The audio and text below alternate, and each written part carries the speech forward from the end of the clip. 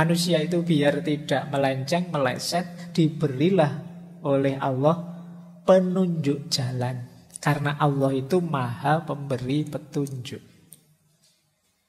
Termasuk bagian dari Rahman Rahimnya Allah. Karena Allah sangat sayang dengan kita, dengan sayang yang meluas dan mendalam, maka diutuslah Nabi atau Rasul. Kenapa? Allah tidak ingin kita melenceng. Allah tidak ingin kita sesat. Allah tidak ingin kita kufur. Jadi kita itu sudah diberi akal budi, kita sudah diberi kolbu hati nurani, kita sudah diberi macam-macam potensi.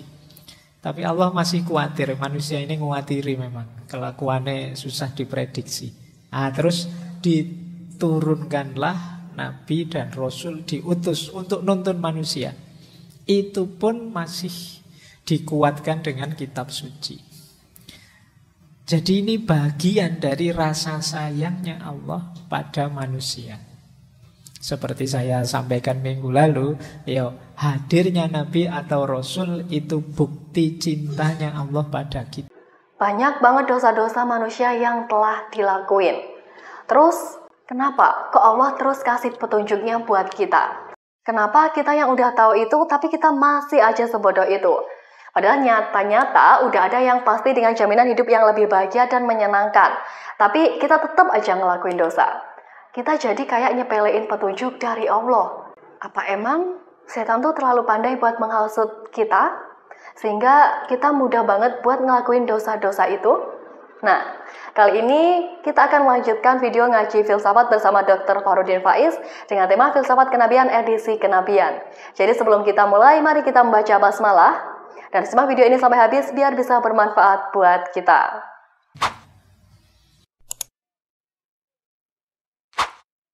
Saya awali dari yang mudah-mudah dulu. Bismillah, ini definisi. Kalau dalam Islam, utusan Allah itu kadang disebut Nabi, kadang disebut Rasul. Ini pelajaran level madrasah ini. Teman-teman mestinya sudah ngerti, yang ngerti. Yang belum ya malam ini kita belajar. Jadi ada Nabi, ada Rasul. Itu kalau pakai bahasa Inggris ya, kalau Nabi itu prophet, kalau Rasul itu messenger. Nabi itu orang yang membawa berita. Naba itu artinya berita. Makanya ada surat An-Naba awal juz 30. Cuma Naba itu berita yang luar biasa. Berita yang sangat penting, sangat urgent. Itu namanya Naba, berita besar. Makanya Nabi itu orang yang membawa berita yang sangat penting. Makanya beliau disebut nanti seorang Nabi. Jamaknya Anbiya atau Nabiyun. Tuh kalau menggunakan istilah dalam bahasa Arab. Sementara kalau pakai istilah Rasul itu fokus pada pembawa risalah. Jadi membawa pesan khusus. Ini nanti ada bedanya. Di tradisi-tradisi kajian teologis, biasanya Nabi dan Rasul itu dibedakan definisi dan fungsinya. Menurut catatan saya ada 5 pendapat. Ini pendapat ya. Yang namanya pendapat kok sampai 5 itu mesti nanti saling mengkritisi.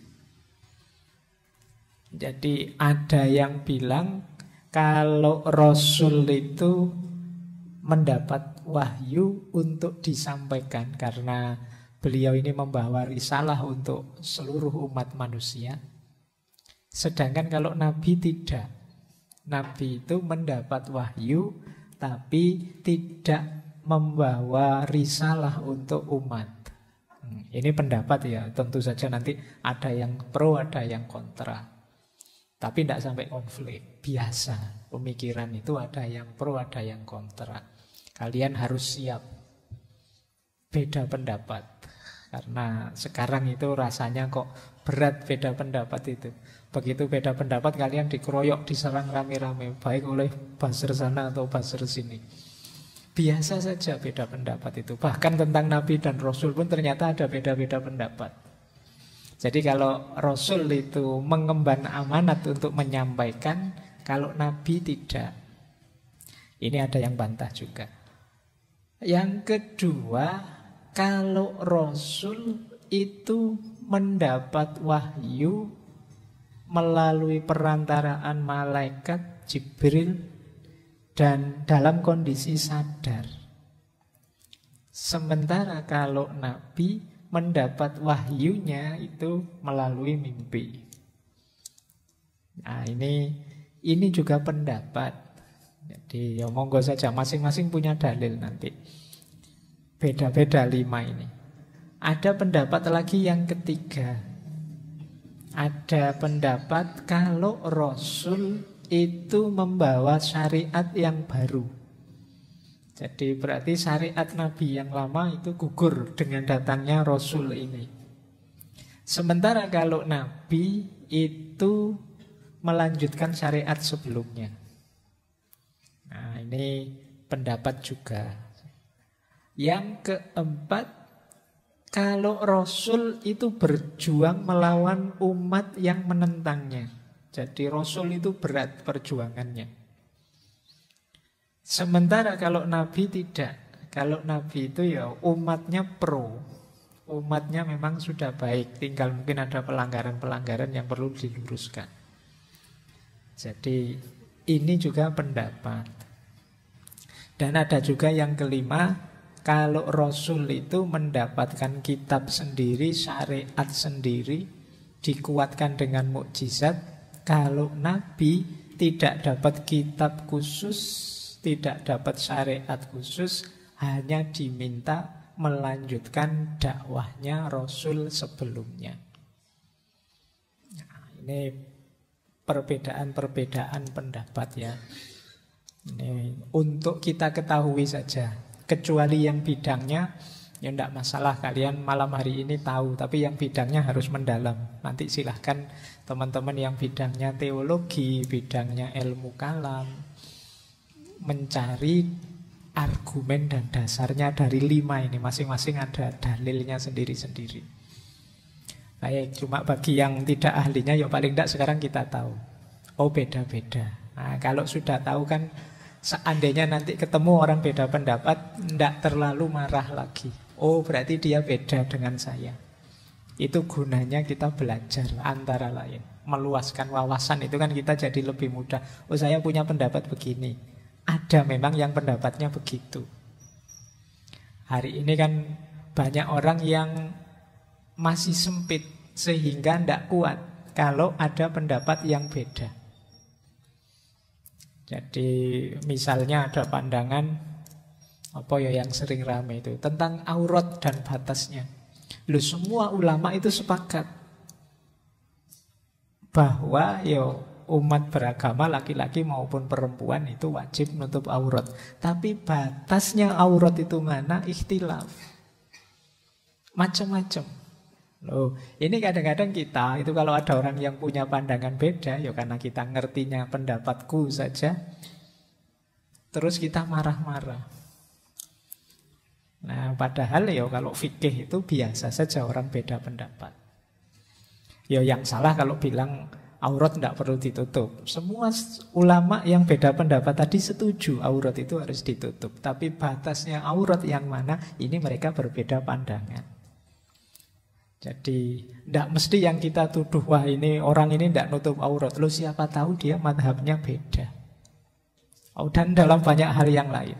Nah, ini perlu latihan kita, karena memang beda dengan orang lain itu tidak enak. Seakan-akan kebenaran kita kan ditantang. Ayo, kamu benar kok, begitu itu. Kalau saya benarnya begini, itu kan kita terus jadi tidak nyaman, jadi gelisah. Tapi hidup di dunia ini memang begitu. Kalau kita menginginkan manusia itu pikirannya podo kabeh satu, tidak mungkin. Dan yang tidak memungkinkan juga kan beberapa ayat memang bilangnya begitu. Syir'atan wa minhajan. su'uba wa qabaila. Kita ini macam-macam. Ada banyak sir'ah dan minhaj, ada banyak jalan, ada banyak metode, ada banyak su'ub wa qabail, suku dan bangsa-bangsa. Tujuannya apa? Saling mengenal, saling memahami, lita'arufu, sehingga bisa kerjasama. Meskipun dalil ini sering kalian pakai untuk melegalkan pacaran. Iya, kan ta'arufu itu kan kamu pakai untuk itu dalil ini kan. Kan ta'aruf harusnya. Ya sembola SPPN. Tapi maksudnya dalil itu, kalian itu jangan tertutup, terbukalah, saling mengenal. Kebenaranmu dan kebenaran dia mungkin berbeda, tapi ta'aruflah. Sehingga kalian tambah luas. Nah, itu memang manusia itu berat menghadapi yang gini-gini, makanya nanti diturunkanlah Nabi. Karena Allah ngerti benar seperti apa karakternya manusia itu. Baik, kita tinggalkan definisi. Kalau ini sangat elementer, sangat dasar. Kita mulai ya, sekarang berpikir, tapi yang tidak terlalu rumit. Yang pertama sekarang, kita lacak hikmahnya. Mengapa sih manusia itu, mengapa sih Allah itu kok mengutus Nabi atau mengutus Rasul? Apa tidak cukup menggunakan akal saja? Apa tidak cukup kita dengan, kan kita sering membanggakan akal pikiran kita, hati nurani kita dan lain sebagainya. Kok ya Allah itu capek-capek mengutus Nabi dan Rasul? Yang pertama, dari perspektif sudut pandang ketuhanan, kenabian itu adalah wujud dari sifat-sifat Allah yang Rabbun, yang Hadi, dan yang Rahman Rahim. Rabbun itu Allah yang maha memelihara. Jadi Allah itu di antara sifat uluhiyahnya, di antara sifat ketuhanannya itu Rabbun, memelihara. Allah yang menetapkan sunnatullah, Allah yang mengatur alam semesta ini, itu Rabbun. Nah, kalau yang selain manusia, itu paket jadi, setia dengan sunnatullahnya. Binatang, tumbuhan, planet-planet, dan lain sebagainya, itu bergerak persis setia dengan keinginannya Allah. Makanya ada ayat yang menyatakan bahwa alam semesta ini, ciptaannya Allah ini semuanya bertasbih, mengikuti ritme keinginannya Allah. Yang mungkin melenceng, yang mungkin membangkang, itu manusia. Jadi padahal Allah ini yang mengatur, memelihara. Yang bisa menolak diatur, yang bisa tidak mau ditata, itu manusia. Karena memang oleh Allah manusia, sering saya sebut, diberi kebebasan milih, mukhayyar, sekaligus potensi untuk patuh atau untuk membantah. Jadi kenapa Allah mengutus Nabi, mengutus Rasul? Dalam rangka manifestasi sifat Rabb-nya Allah. Allah ingin alam semesta ini ya tertib, tertata sesuai sunnatullahnya. Sementara manusia itu pinter bantah. Manusia bisa membangkang. Nah, terus oleh Allah ya sudah, saya beri penuntun. Biar kamu tidak melenceng, salah jalan, salah jalur. Nah, itu gunanya Nabi atau Rasul. Jadi bagian dari manifestasi atau perwujudan sifat-sifat Rabb-nya Allah. Ini nyambung dengan yang kedua. Kalau yang kedua, Hadi. Hadi ini Allah yang memberi petunjuk. Ya lagi-lagi sama seperti tadi. Manusia itu biar tidak melenceng, meleset, diberilah oleh Allah penunjuk jalan. Karena Allah itu maha pemberi petunjuk. Termasuk bagian dari Rahman Rahimnya Allah. Karena Allah sangat sayang dengan kita, dengan sayang yang meluas dan mendalam, maka diutuslah Nabi atau Rasul. Kenapa? Allah tidak ingin kita melenceng. Allah tidak ingin kita sesat. Allah tidak ingin kita kufur. Jadi kita itu sudah diberi akal budi, kita sudah diberi kolbu hati nurani, kita sudah diberi macam-macam potensi. Tapi Allah masih khawatir, manusia ini khawatiri memang, kelakuannya susah diprediksi. Terus diturunkanlah Nabi dan Rasul, diutus untuk nuntun manusia. Itu pun masih dikuatkan dengan kitab suci. Jadi ini bagian dari rasa sayangnya Allah pada manusia. Seperti saya sampaikan minggu lalu, hadirnya Nabi atau Rasul itu bukti cintanya Allah pada kita. Dan Nabi atau Rasul itu sendiri perjuangannya perjuangan mencintai kita sebagai umatnya. Ajaran yang dibawa juga ajaran yang isinya adalah tentang cinta. Cinta pada Allah, cinta pada Rasulnya, cinta pada sesama, cinta pada alam semesta. Itulah mengapa sering saya bilang nilai cinta ini nilai yang tertinggi dalam realitas hidup kita. Jadi ini pertanyaan pertama, kalau ada yang tanya mengapa sih kok perlu ada Nabi dan Rasul, jawaban pertama adalah itu manifestasi dari Rabbun hati dan Rahman Rahimnya Allah. Itu kalau ada yang tanya dalilnya bisa dibaca surat Al-A'la ayat 2-3. Alladzi khalaqa fasawwa, Allah lah yang menciptakan kemudian menyempurnakan, menuntaskan ciptaannya. Walladzi qaddara fahada, dan Allah yang menetapkan ukuran kemudian memberi petunjuk. Jadi Allah yang menetapkan tujuan, target, Dia juga yang bikin peta untuk kita ikuti. Bahkan juga mengirimkan guide Nabi atau Rasul untuk menuntun kita. Jadi betapa luar biasanya cintanya Allah. Kita sudah diberi peta jalan namanya kitab suci, kita juga sudah diberi penuntun guide namanya Nabi dan Rasul. Seperti itu pun kita masih banyak juga yang nyeleweng, keluar jalur, terus diapakin. Apa perlu diancam, apa perlu dihukum dulu, apa perlu diapain dulu. Nah, ini alasan pertama kenapa Allah mengutus Nabi atau Rasul. Alasan kedua, ini menjawab pertanyaan tadi ya. Kenapa sih kok tidak akal saja?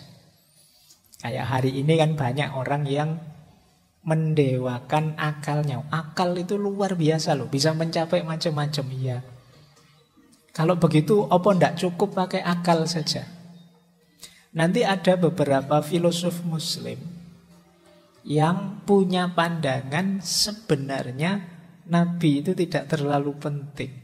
Rasul itu tidak terlalu penting. Kenapa? Manusia punya akal.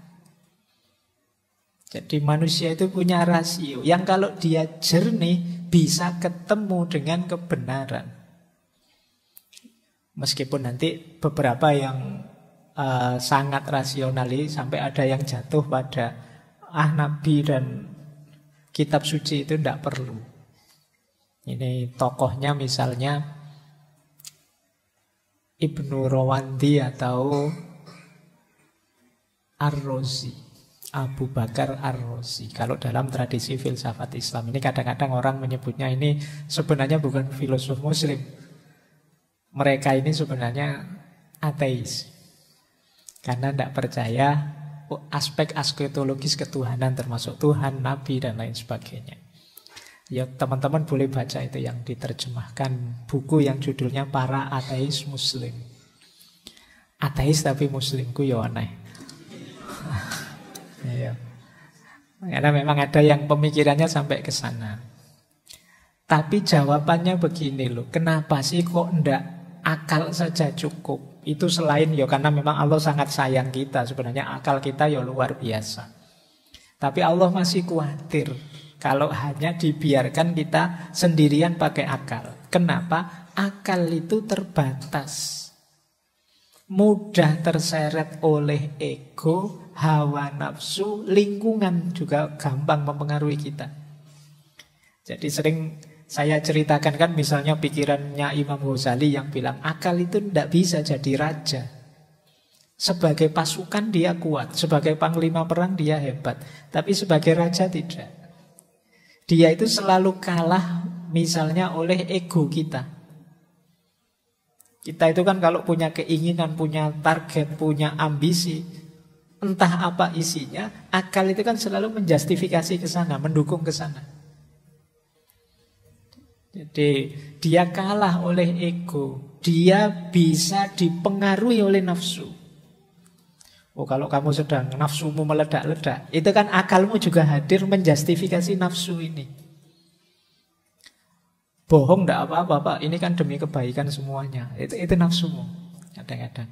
Loh, kalau saya tidak nyogok Pak, nanti yang lain nyogok. Oh, yang lain ini kan orang jelek, mending saya yang nyogok, saya orang baik Pak. Itu kan pikiranmu begitu. Akalmu bisa menjustifikasi keburukanmu. Itu kan persis yang sering saya ceritakan itu ketika mahasiswa kok ketangkep basah nyontek. Itu alasannya sangat syar'i ternyata. Dia bilangnya, Pak, ini mohon maaf ya Pak, saya ini nyontek, saya tidak berniat buruk Pak. Saya itu nyontek ini dalam rangka birrul walidain Pak. Kalau saya nilai saya bagus, otomatis orang tua saya kan bahagia Pak. Kapan lagi saya membahagiakan orang tua Pak? Biarlah saya dicap jelek karena nyontek, yang penting orang tua saya bahagia. Loh, yang sampai bisa membunyikan senjelimet itu untuk keburukanmu siapa? Akal. Jadi kenapa kok ndak akal saja sih? Sudah cukup manusia itu. Akalmu itu sering terjebak ego, sering terjebak nafsu, sering terjebak kerumunan. Kerumunan itu kalau bahasa hari ini sering terjebak viral-viral. Seolah-olah yang viral itu mesti benar. Seolah-olah yang banyak pendukungnya mesti benar. Nah, itu kan akal kita yang bermain seperti itu. Maka akal saja tidak cukup. Nah, jadi kalau ada yang tanya, apa sih gunanya Nabi, apa sih gunanya Al-Quran? Wong ya kita punya akal. Yang kedua, kenapa kok tidak akal? Kita itu termasuk akal, segala daya yang kita miliki itu sifatnya potensial.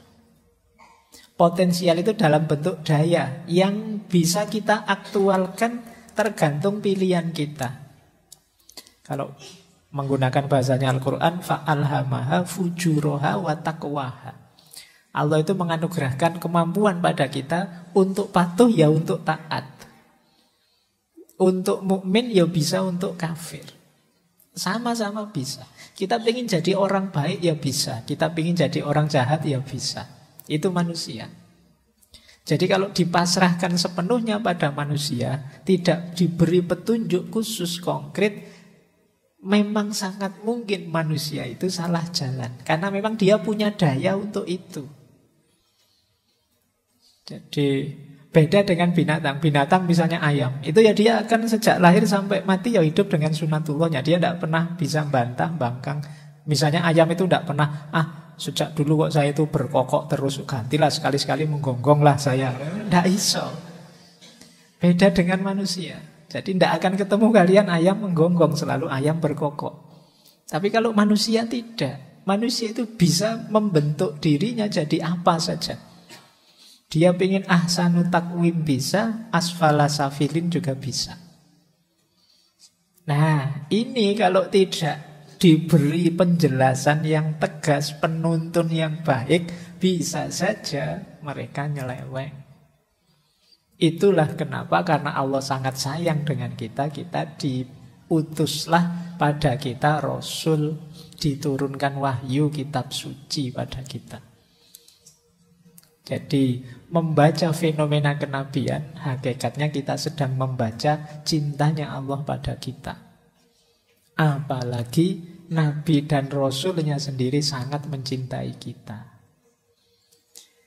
Oke ya, jadi argumen kedua itu menjawabnya. Kalau ada yang tanya kok ndak akal saja. Wong yo akal kita mampu menemukan kebenaran. Tapi jangan lupa akal itu mudah terseret oleh ego kita, kepentingan kita, nafsu kita, juga lingkungan sekeliling.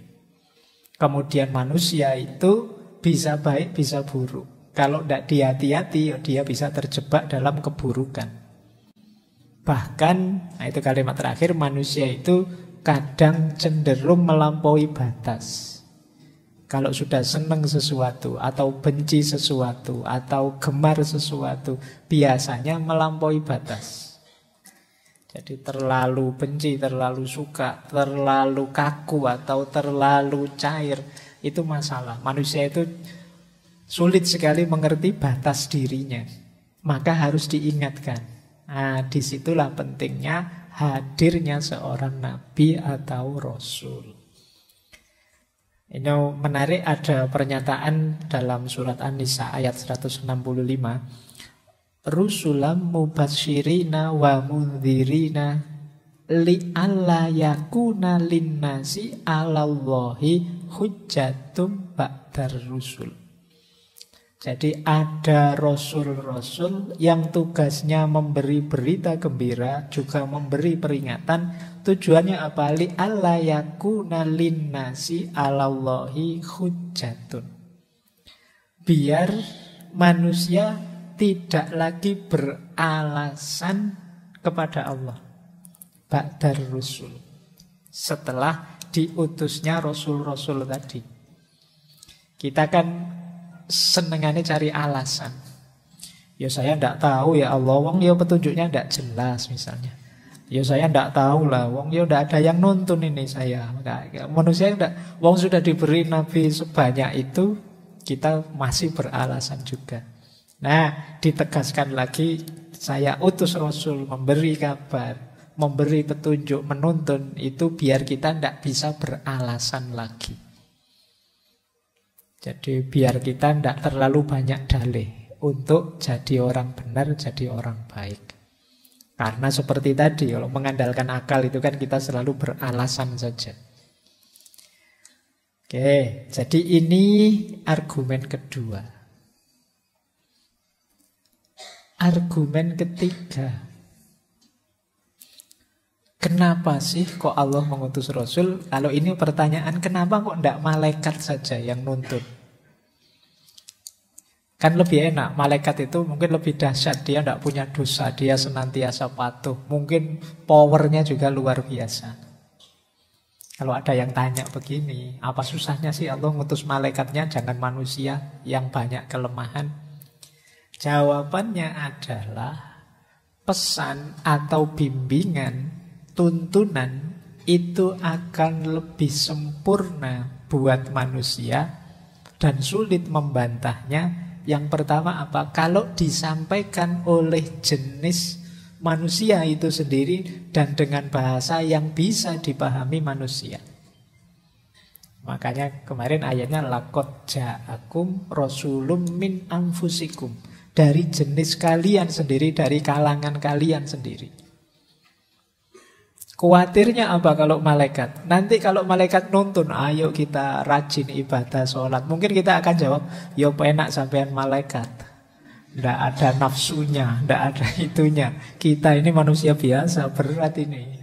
Nah, kalian akan bantah begitu. Jangankan malaikat, wong nabi saja kamu bantah begitu kan? Saya kan bukan nabi, Pak. Saya kan, kamu mesti bantahi ngono. Wong nabi saja yang manusia kalian bantah begitu, apalagi malaikat. Mungkin kalau malaikat nonton kamu, ya sampean enak malaikat. Tidak ada nafsunya, tidak pingin main HP, tidak pingin nonton ini, tidak pingin lihat itu. Saya ini berat, ini perjuangan malaikat. Mungkin kamu bantahnya begitu. Tapi sekarang rasulnya dari jenis kita sendiri kok, yang ngomongnya pakai bahasa kita. Sehingga lebih mudah kita menerimanya. Yang kedua, ya kenapa manusia? Ya karena mereka juga Rasul, Nabi itu kan juga mengalami seperti kita. Yo lapar, yo haus, yo gembira, yo bisa sedih. Segala emosi yang kita miliki, mereka juga punya. Jadi bisa lebih mudah. menuntun kita memasukkan ajaran-ajaran. Mereka juga dari kalangan kita. Nah, ini alasan kedua. Yang ketiga, dapat dipraktekkan di level manusia. Jadi Rasulullah kan sangat paham tentang situasi kita. Makanya mungkin teman-teman pernah mendengar cerita Isra Mi'raj itu kan, disuruh sholat 50 kali oleh Allah. Diingatkan oleh Nabi Musa kan, ya Nabi Musa kan manusia juga, apalagi paham benar psikologinya manusia, emosinya manusia. Maka Rasulullah diingatkan, wahai Nabi Muhammad, jangan 50 kali sehari semalam, nanti umatmu stres semua. Kalian yang 5 waktu aja bolong-bolong, apalagi 50 waktu. Tidak bayangkan ya, kalian baru ngapain sedikit adzan. Baru ngapain sedikit adzan. Bayangkan 50 waktu loh dalam sehari. Oh, itu laris tukang adzan itu nanti. Terus karena paham situasi kemanusiaan kan terus ditawarkan sholat itu pelan-pelan sampai jadi 5. Itu kalau Rasulullah tidak pemalu, karena 5 ini pun diingatkan juga masih oleh Nabi Musa. Wah, itu masih banyak loh 5 itu. Ya ternyata ya benar Nabi Musa. Iya. Mungkin kalian, wah kemarin ditawar, kalau dapat 3 apa 2 kan lumayan kita. Jadi, loh, ngerti sampai level ini kan yang manusia yang ngerti gitu. Maka dari kalangan manusia, tidak malaikat, tidak jin, tidak yang di luar manusia. Jadi, kenapa kok tidak akal, kenapa kok tidak manusia? Kemudian, penting juga manusia, karena kalau manusia bisa ditiru langsung. Jadi itu kalau bahasanya Al-Quran yang uswah tadi. Wah, ini pelajaran sholat kok rumit ya. Maka Rasulullah enggak, pokoknya sholat niru aku sudah, saya sholat. Jadi kalian tidak harus belajar kitab atau ajaran jelimet-jelimet, sudahlah ikuti saya saja. Yang benar yang saya lakukan ini. Nah, itu kan lebih mudah karena beliau juga manusia. Jadi ada tiruannya langsung. Tidak cuma ngasih petunjuk, ya beliau juga melakukan perjalanan yang sama dengan kita. Tidak kayak Google Map kan. Kalau Google Map kan yang ngasih petunjuk dari jauh, belok kanan, belok kiri. Oleh kadang-kadang kan tidak jelas, malah kamu diarahkan ke jalan belusuk-belusuk. Kenapa dia tidak ikut perjalanan kita? Jalannya macet, bolak-balik teriak-teriak, belok kanan, iya macet ini. Kenapa dia bolak-balik gitu? Dia tidak ikut perjalanan kita dari jauh. Nah, kalau Nabi, Rasul mendampingi kita langsung, jadi ngerti situasi konkret kita. Seandainya toh Pak, saya itu agak sulit paham Pak, agak tell me gimana gitu Pak, kalau pelajaran agama. Ya sudah, tidak rumit kok, ikuti saja Nabi atau Rasul. Nah, lebih gampang. Oke ya, jadi ini argumen ketiga. Nanti kalau ada yang tanya, kenapa sih kok Allah mengutus Rasul? Yang pertama, bukti dari cintanya Allah pada kita, Rahman Rahimnya, sifat hadi dan sifat Robnya. Kalau ada yang tanya, kok tidak pakai akal saja? Akalnya manusia terbatas, labil, mudah terpengaruh. Kok tidak malaikat saja sekalian? Akan lebih efektif kalau gaib itu ya dari jenis kita sendiri. Baik, itu jawaban-jawaban ringkasnya kalau ada yang tanya.